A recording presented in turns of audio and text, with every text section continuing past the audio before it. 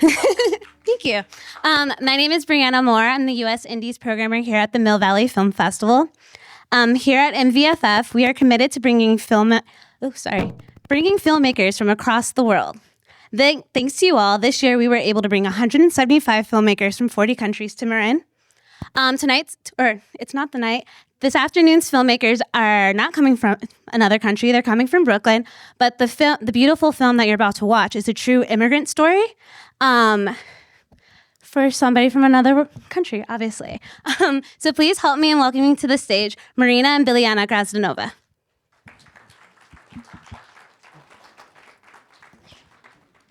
Hi, good afternoon, everyone. Thank you for being here. We feel so lucky to have had our world premiere last night, and this is our second screening. So we're very thankful for the festival and for you all that you're here.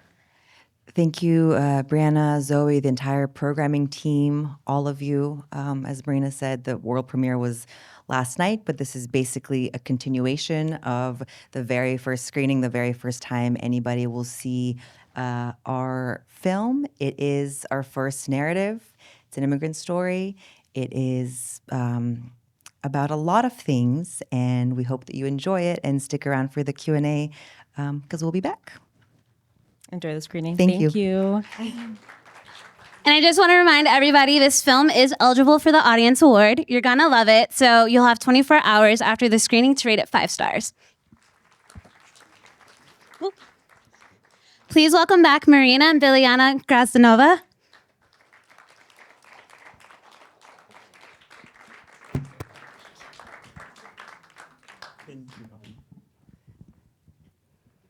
Hello. Thank you all for staying for the Q&A. Thank you. I don't remember if you guys said this earlier, but you started off as documentary filmmakers. What made you switch to narrative? Take it away. We did start in the field of documentary. We've co-directed films together for the past 10 years, shorts, docs, and we were just ready to try this bigger adventure and really wanted to jump into narrative. So it just felt right, and it was COVID. We spent a lot of time indoors, dreaming about the outdoors, writing, thinking, scheming, and that's how it happened. Okay, well, this was a great choice for your first narrative. What made you use a Western for an immigrant story? Well, so we are immigrants. We're born in Bulgaria, and we kind of moved around the whole world.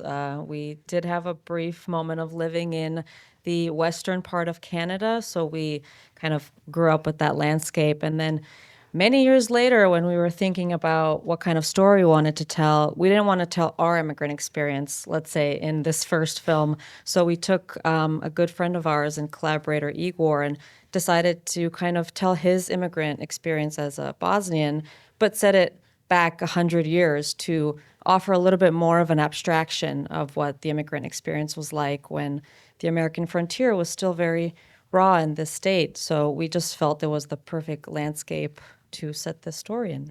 Has your immigrant experience informed your past work? Actually, yes. So Igor Galjasovic is the star of our first documentary, The Last Kamikazes of Heavy Metal. He used to be in a heavy metal band. I didn't realize that.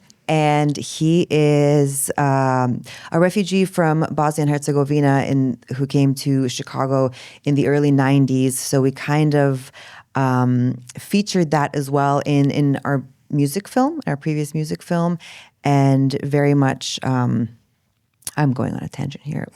No, this is all interesting information that I didn't realize. Thank you. And yes, I mean, it has informed our previous work. And, we left Bulgaria at a very young age, so we've kind of been the outsider in all the places where we've lived. So it's, I think we have a different lens on how we've told the stories that we've told because we have not been from those places. So yeah. Okay. You guys have mentioned collaboration a couple of times. What's it like to collaborate with your sister? Well, I said this yesterday multiple times, and I'll say it again. She's my best friend, and I couldn't think to work with anybody else. Being sisters, we kind of know what we're thinking naturally, and we both set out to make films. Whether we had different intentions of storytelling growing up, we kind of converged in the medium of film because we figured out that's what we love. And I think, yeah, collaborating with someone as smart and, powerful as your sister is, it's a blessing. Well, thank you. And also I feel the same way, and it's a support system. I mean, having your family be part of your creative process feels very supportive, and it, two heads are better than one. So that's how we really look at it. Did you guys have any collaboration with your cast and crew? Tons. So while we had a structure, a direction, an idea of where we wanted the story to go, it is very much a hybrid film, a highly improvised script. I mean, Olivia's line, "You don't forget family." You can't write that even if I didn't know. I would have thought that was scripted. So much of this came from the actors themselves. They're non-professional actors. I already talked about Igor. Duncan Vizane is a rancher in Montana. He also makes these really cool jackets. He made this jacket by hand, yeah. That's Bonnie, his wife, Olivia and Anna Vizane, his daughters.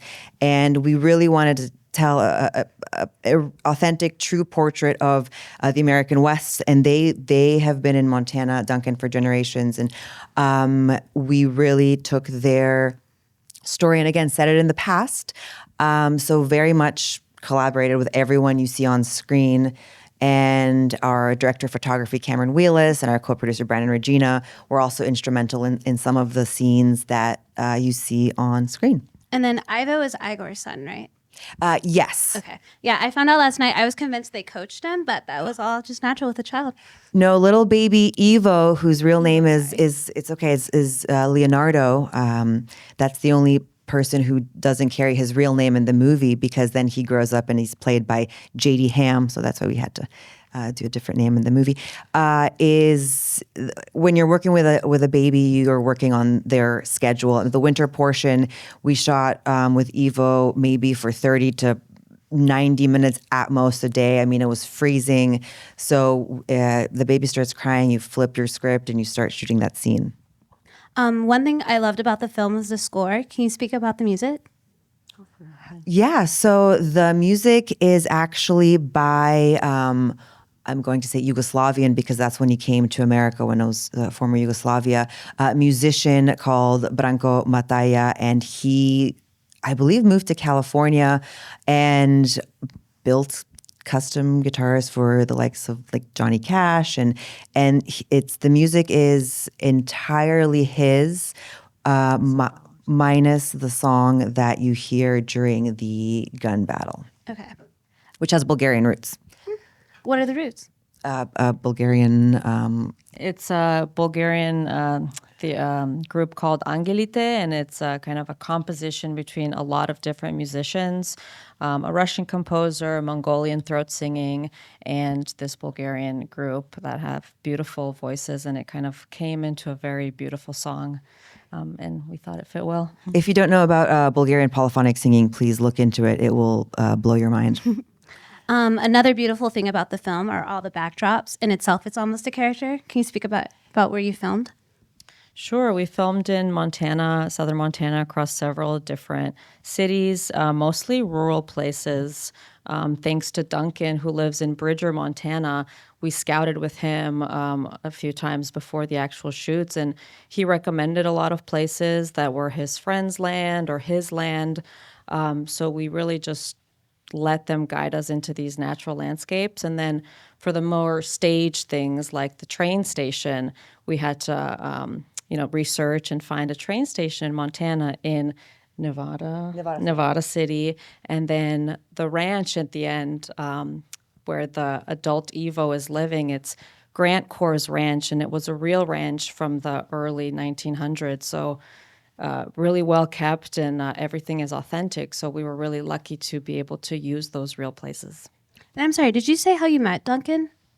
I met Duncan while working on another production in Montana a couple of years ago. He was a horse wrangler, and we just hit it off as friends. And he said, anytime you want to come back to Montana, doors are open. There's a herd of horses. We're ready. Let's go.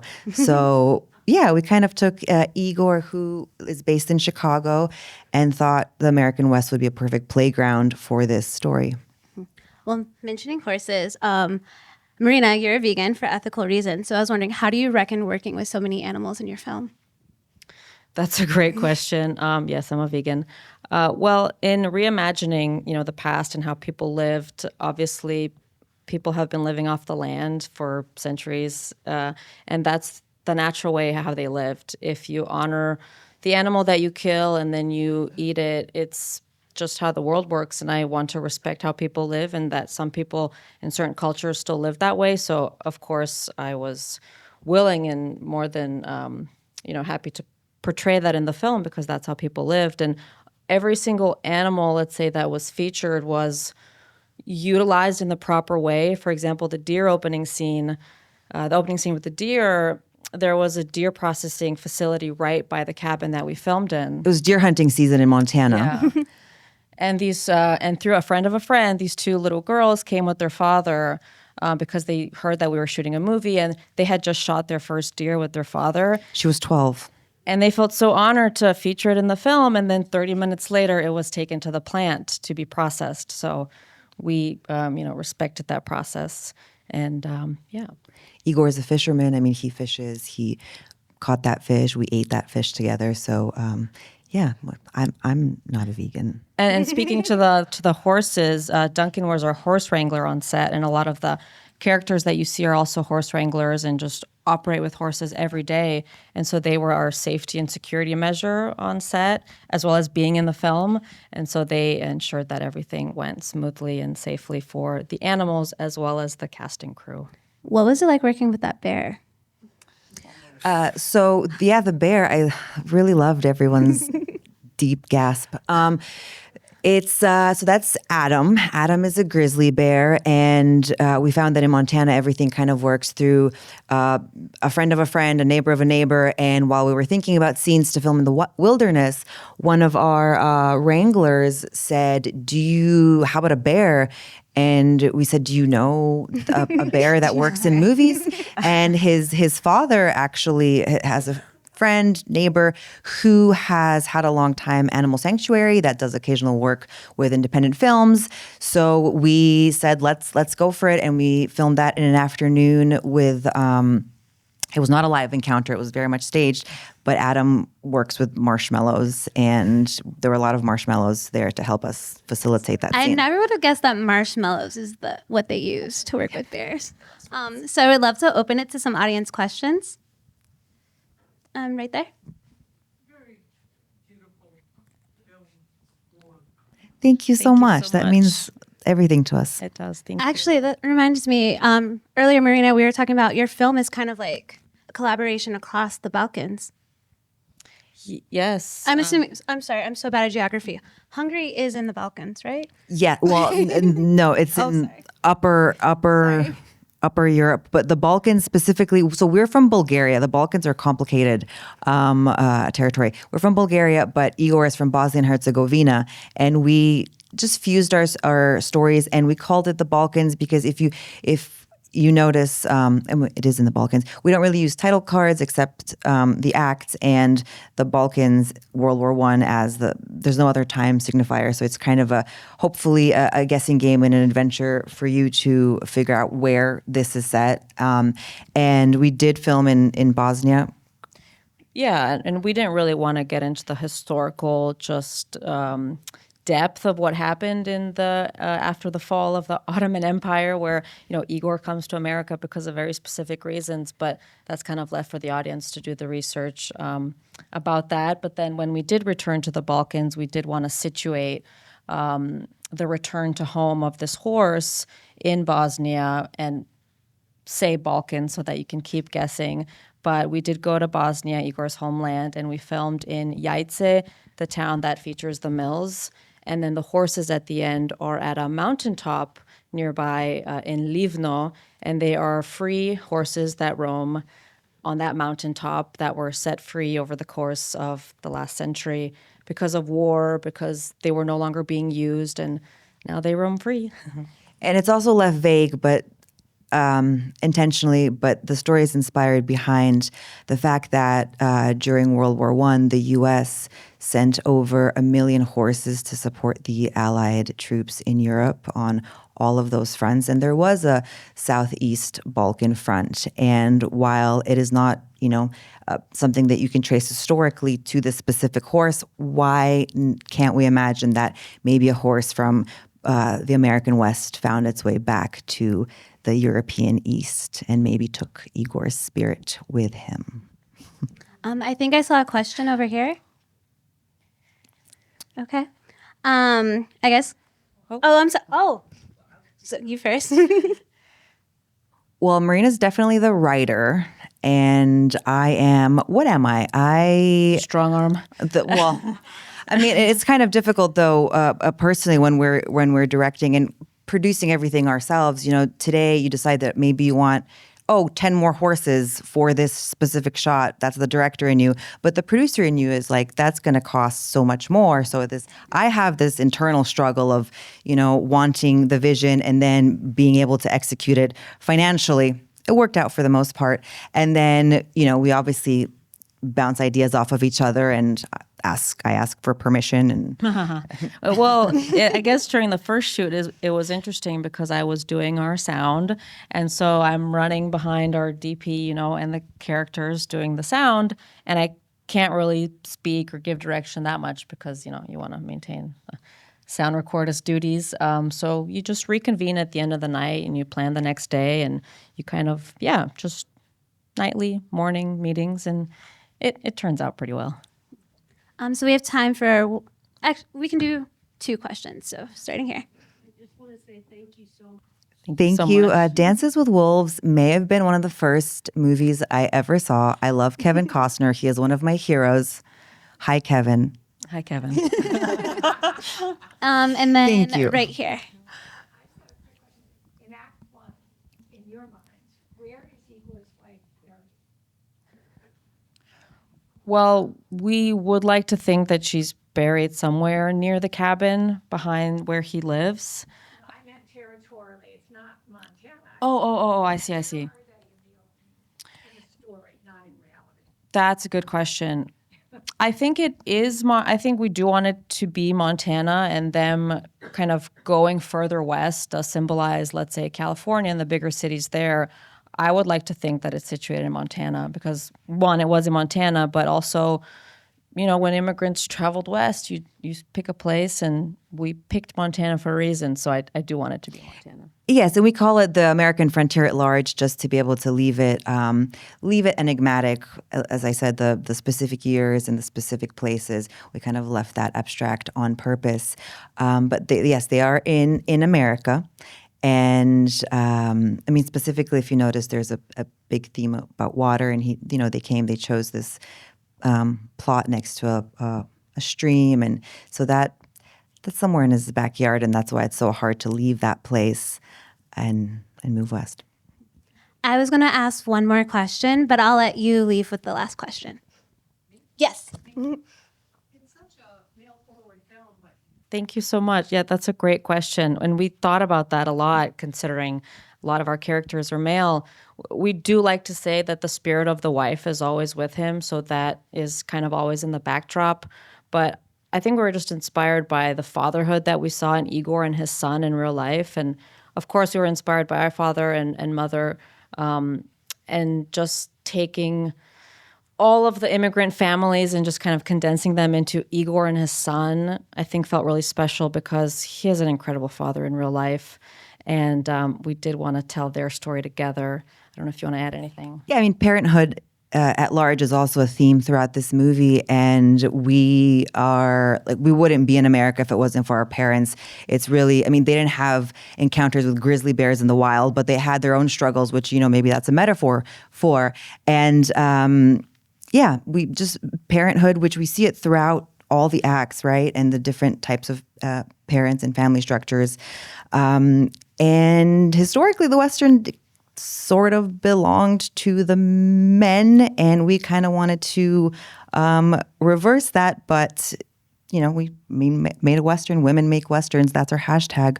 But the daughters, they will, as I said before, they'll have their own film one day. They grew up and did their own things, and hopefully in the next film they'll have their own story. But thank you so much for that question. And we're happy to chat more in the lobby if anyone has anything else. Thank you so much for making this beautiful film. It was such an honor to premiere it here. Thank you. Thank you, Brianna. Once again, you have 24 hours to vote. So until this time tomorrow, please log in and rate it 5 stars. Thank you.